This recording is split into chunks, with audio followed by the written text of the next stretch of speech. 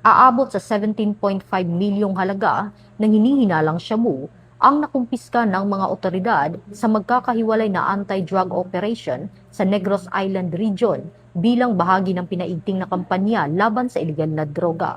Naging matagumpay ang mga operasyon sa pamamagitan ng mahigpit na koordinasyon ng mga regional unit ng Philippine National Police at ng Philippine Drug Enforcement Agency.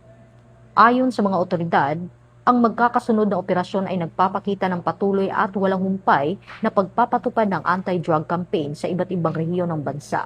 Binigyang diin ng pulisya na hindi lamang sa Metro Manila nakatuon ang kampanya laban sa iligal na droga, kundi maging sa mga lalawigan upang maprotektahan ang mga lokal na komunidad at mapigilan ang pagkalat ng ipinagbabawal na gamot sa buong bansa. Alinsunod sa advokasya ng bagong PNP para sa bagong Pilipinas. Serbisyong mabilis, tapat at nararamdaman.